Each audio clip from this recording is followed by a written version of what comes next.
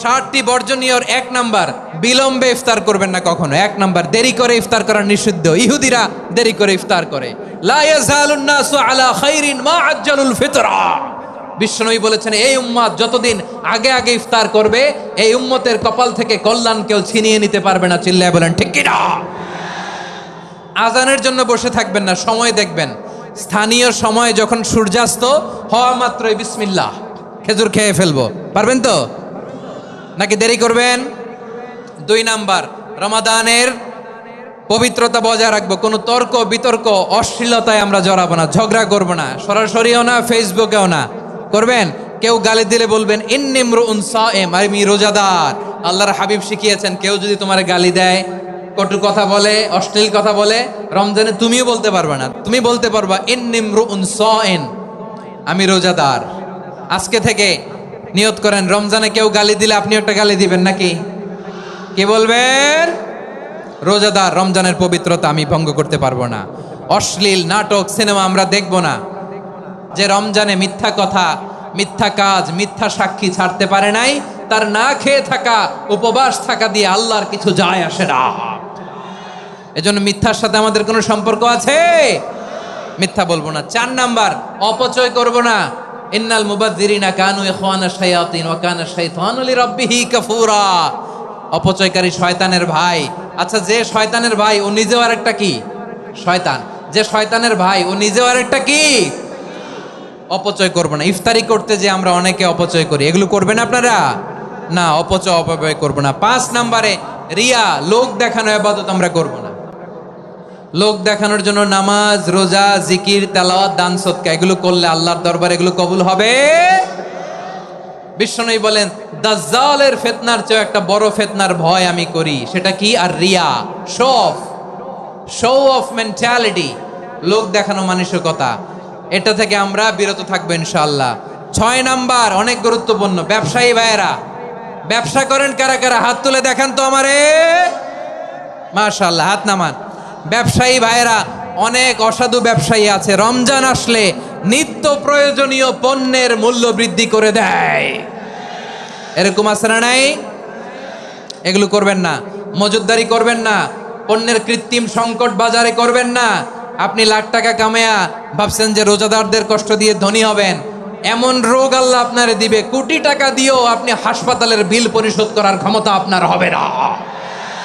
খবরদার। শেষ বয়সে দেখবেন কি কষ্ট আপনার হয়। আপনি রোজাদারদের কষ্ট দিচ্ছেন, আল্লাহ আপনার সুখে রাখবে? আল্লাহর দোহাই লাগে, আমার ব্যবসায়ী ভাইয়েরা এটা করবেন না। আরব বিশ্বে আমরা দেখেছি, আরব বিশ্বের ব্যবসায়ীরা সারা বছরে ব্যবসা করে, রমজানে ভর্তুকি দেয়। আর আমার দেশের কিছু অসাধু ব্যবসায়ী রমজানে গলাকাটা ব্যবসা করে আর সারা বছর সইটার উপর দিয়ে চলে। চিল্লায় বলেন ঠিক কিনা? করবেন না, এটা করবেন না। নিত্য প্রয়োজনীয় পণ্যের মূল্য বৃদ্ধি করা হারাম, পণ্যের কৃত্রিম সংকট তৈরি করা হারাম, মজুদদারি করা হারাম, রোজাদারদেরকে কষ্ট দেয়া হারাম। এটা করবেন না। 7 নাম্বারে সর্বশেষ কথা, অধীনস্থ যারা আছে তাদের কাজের চাপ আপনারা কমিয়ে দিবেন। কাজের লোক, ফ্যাক্টরির ওয়ার্কার, স্টাফ, তাদের প্রতি যদি রহম করেন, আপনার উপর রহম করবে কে?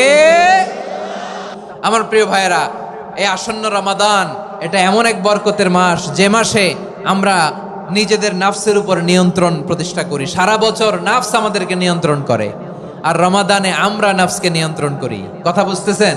সারা বছর নাফস আমাদেরকে নিয়ন্ত্রণ করে। এই যে এখন আমার খেতে মনে চাইলে যে খেজুর রাখা, আমি খেজুর খেতে পারবো। নাটস আছে, বাদাম খাইতে পারি। খাইতে মন চাইলে পানি, আমার রুহুটা চায়, আমার নাফসটা খেতে চায়, আমি খেতে পারি, পান করতে পারি। বিবাহিতরা দিনের বেলায় স্ত্রীর সাথে মেলামেশা করতে চাইলে করতে পারে, কিন্তু রমাদানে দিনের বেলায় খেতে মনে চায় কিন্তু আমরা খাই। আমার প্রবৃত্তি খেতে চায় কিন্তু প্রবৃত্তির কথা আমরা শুনি, কথা কয় না।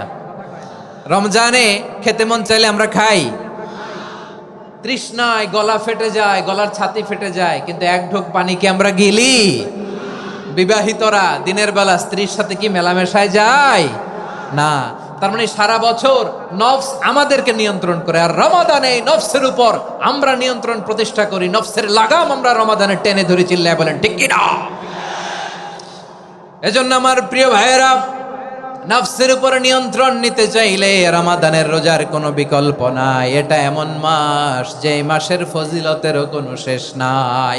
এই মাসকে বলা হয় দ্য মান্থ অফ হোপ।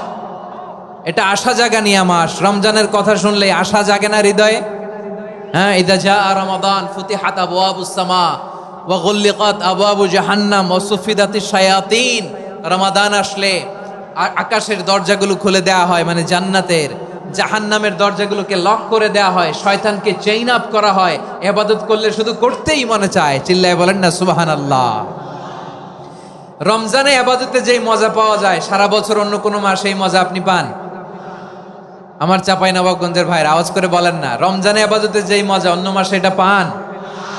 কারণ রমজানে ইবাদত করলে সওয়াবও বেশি, ইবাদতের একটা পরিবেশ থাকে, ঠিক কিনা বলেন? অন্য মাসে ইবাদত করলে এর সওয়াব পাওয়া যায় গাণিতিক হারে, রমজানে ইবাদত করলে সওয়াব বাড়তে থাকে জ্যামিতিক হারে। সুবহানাল্লাহ কইবেন না? অন্য মাসে সওয়াব বাড়ে গাণিতিক হারে, রমাদানে ইবাদত করলে সওয়াব বাড়ে কিভাবে জ্যামিতিক হারে বাড়ে দেখেন। রমাদানে একটা নফল করলে ফরজের সমান সওয়াব, একটা ফরজ করলে 70 থেকে 700 গুণ সওয়াব, রমজানে ওমরা করলে হজের সমান সওয়াব। সুবহানাল্লাহ নাই? দ্য মান্থ অফ হোপ, আশা জাগানিয়া মাস। এই মাস আমাদেরকে হোপফুল করে, আশাবাদী করে। রমাদান যেমনি দ্য মান্থ অফ হোপ, আশা জাগানিয়া মাস, এট দ্য সেম টাইম এই রমাদান হচ্ছে মান্থ অফ ওয়ার্নিং, একটা ওয়ার্নিং এর মাস। নবী যেমনি আশা জাগাইছে আবার ওয়ার্নিং দিয়েও গেছে, খবরদার। ওয়ার্নিংটা কেমন? আল্লাহর হাবিব সাল্লাল্লাহু আলাইহি ওয়াসাল্লাম মসজিদে নববীর ভেতরে হঠাৎ তিনি মসজিদে নববীর মিম্বারে পা রেখে বললেন আমিন। দ্বিতীয় ধাপে পা রেখে বললেন আমিন, তৃতীয় ধাপে পা রেখে বললেন আমিন। সাহাবারা অবাক হয়ে বললেন ইয়া রাসূলুল্লাহ, ইয়া হাবিবাল্লাহ, 3 বার শুধু আমিন আমিন পড়লেন, কেন পড়লেন আমরা কিছু জানি না, আমাদেরকে জানিয়ে দেন কেন আপনি 3 বার আমিন বললেন। রাহমাতাল লিল আলামিন আল্লাহর হাবিব বললেন, ও আমার প্রাণের সাহাবীরা, আমি যখন মসজিদে নববীর মিম্বারের প্রথম ধাপে পা রেখেছি, সাইয়েদনা জিবরিল এসে আমাকে বলেছে, ও নবী, আপনার নাম শুনে যে ব্যক্তি আপনার উপর দুরূদ পড়ে না তার ধ্বংস। আপনি বলেন আমিন। আমি বলেছি আমিন। দ্বিতীয় ধাপে পা রাখার পর সাইয়েদনা জিবরিল বললেন, ইয়া রাসূলুল্লাহ, মাতা পিতাকে বার্ধক্য অবস্থায় পেয়ে তাদের সেবা করে, তাদের সাথে সদাচরণ করে যে সন্তান জান্নাত কামাতে পারলো না তার জন্য ধ্বংস। আপনি বলেন আমিন। আমি বলেছি আমিন। আবার মিম্বারের তৃতীয় ধাপে ঠিক যখনই আমি পা রাখলাম, সাইয়েদনা জিবরাইল বললেন, নবী, রমজান মাস পাওয়ার পরে এই মাসে ইবাদত করে যে ব্যক্তি নিজের গুনাহ মাফ করাতে পারলো না তার জন্য ধ্বংস। আপনি আওয়াজ করে পড়েন আমিন। কত বড় ধমক, কত বড় ওয়ার্নিং দেখছেন। যে রমাদান পেয়েছে কিন্তু রমাদানের ইবাদত করার মধ্য দিয়ে সে নিজেকে জাহান্নাম থেকে মুক্ত বানাতে পারলো না, তার উপর আল্লাহ লানত, তার জন্য ধ্বংস। সাইয়েদনা জিবরাইল বলেছেন আমিন, স্বয়ং বিশ্বনবীও বলেছেন আমিন। আওয়াজ করে পড়েন নাউযুবিল্লাহ। তাহলে রমজান আসবে আর আমরা নিজেদেরকে জাহান্নামীদের লিস্ট থেকে নাম কাটিয়ে জান্নাতীদের লিস্টে উঠাতে পারবো না। এর চেয়ে বড় হতভাগা কি আর কেউ থাকতে পারে? আওয়াজ করে বলেন। তাহলে রমাদানের এই রহমত, বরকত, মাগফিরাত, ফজিলত আমাদের কামাই করার দরকার আছে না?